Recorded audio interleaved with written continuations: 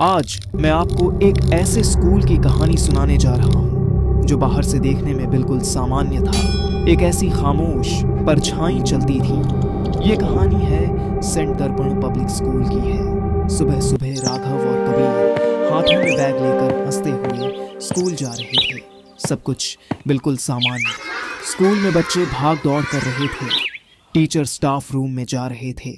दिन चमक रहा था, लेकिन उस चकाचौंध के नीचे एक छुपा हुआ अंधेरा भी था जिसके बारे में सब जानते तो थे, पर बोलता कोई नहीं था। स्कूल के सबसे आखिरी हिस्से में एक पुराना सा कॉरिडोर था जिस पर नो एंट्री का बोर्ड लगा रहता था। कहते थे सालों पहले वहीं की केमिस्ट्री लैब में आग लगी थी और एक महिला टीचर उसी आग में झुलस कर मर गई थी। राघव और कबीर इन बातों पर कभी यकीन नहीं करते थे। उनके लिए ये सब बड़ों एक की कहानियां थीं। अगले दिन स्कूल में पेरेंट्स टीचर मीटिंग थी। क्लास आधे दिन की थी। सारे बच्चे घर चले गए, लेकिन राघव और कबीर एक कोने में इकट्ठे खड़े हो गए। चलना, आज रात स्कूल में रुकते हैं। हाँ, देखते हैं कौन सा भूत है यहाँ। दोनों ने प्लान बनाया और लंच के बाद स्टोर रूम में जाकर छुप गए। शाम ढले स्कूल की लाइटें बंद हुईं, गेट लॉक हुआ और पूरा स्कूल अंधेरे में डूब गया। दोनों ने सोचा अब असली एडवेंचर शुरू। रात होने पर राघव ने टॉर्च ऑन की और दोनों कॉरिडोर में घूमने लगे। जैसे ही वे नो एंट्री वाले कॉरिडोर के पास पहुंचे, नो एंट्री का बोर्ड अपने आप जमीन पर गिर गया। दोनों हंसे। हवा होगी, लेकिन बंद कॉरिडोर में हवा। अचानक अंदर से एक धीमी सी स्त्री की गुनगुनाहट सुनाई दी। आवाज मीठी भी थी और डरावनी भी। कबीर फुसफुसाया, ये कौन है अंदर? टॉर्च की रोशनी जितनी आगे जाती उतना ही अंधेरा घना हो जाता।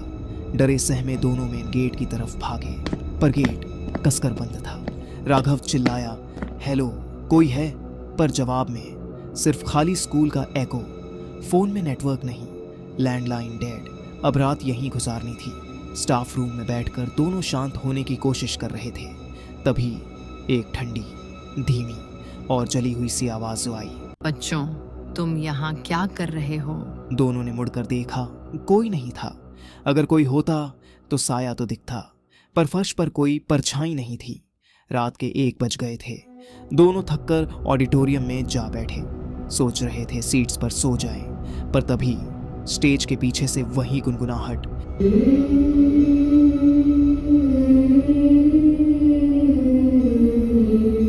इस बार करीब से, बहुत करीब से।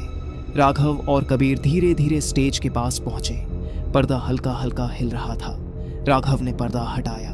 पीछे कोई नहीं, पर जमीन पर जली हुई बदबू और जले हुए पैरों के निशान स्पष्ट दिख रहे थे, जो सीधे नो एंट्री वाले कॉरिडोर की तरफ जाते थे। लाइट्स अचानक अपने आप ऑन हो गईं और स्टेज के बीचों बीच एक स्त्री का साया खड़ा था। अर्ध झुलसा चेहरा, एक आंख पिघली हुई, बाल जले हुए, हाथ में पुराना मिट्टी का दीपक। वह मुस्कुराई जैसे कोई टीचर और बोली, बच्चों, रात की क्लास शुरू करें। दोनों जान बचाकर भागे। वह जली हुई टीचर उनके पीछे पीछे धीमे धीमे कदम घसीटती आ रही थी। रुको, अटेंडेंस बाकी है। एक क्लासरूम का दरवाजा जोर से बंद हो गया। दोनों अंदर फंस गए।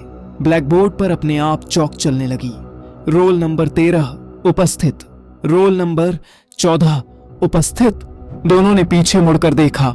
वही जली हुई टीचर कमरे के कोने में खड़ी थी, बिना हिले, बिना झपकाए। टॉर्च की रोशनी जैसे ही उस पर पड़ी, वह चिल्लाते हुए उनकी तरफ झपटी। दोनों ने खिड़की से छलांग लगाई और भागते हुए स्कूल से बाहर निकले। बाहर उनकी माएं उन्हें ढूंढते हुए मिल गईं। दोनों रोते हुए बोले, स्कूल में कोई है, अंदर कोई है। पर सिक्योरिटी गार्ड बोला, अरे साहब, स्कूल में तो पूरा दिन कोई नहीं गया। लाइट्स तो रात 8 बजे खुद ब खुद बंद हो जाती हैं। लेकिन राघव और कबीर जले हुए पैरों के निशान और वो ठंडी आवाज सब कुछ देख चुके थे। गाड़ी में बैठने से पहले राघव ने आखिरी बार स्कूल की इमारत की तरफ देखा और तीसरी मंजिल की खिड़की में वो जली हुई टीचर खड़ी थी। मुस्कुराते हुए, हाथ हिलाते हुए उसकी आंख से एक जलता हुआ आंसू टपका, जैसे कह रही हो क्लास अभी खत्म नहीं हुई।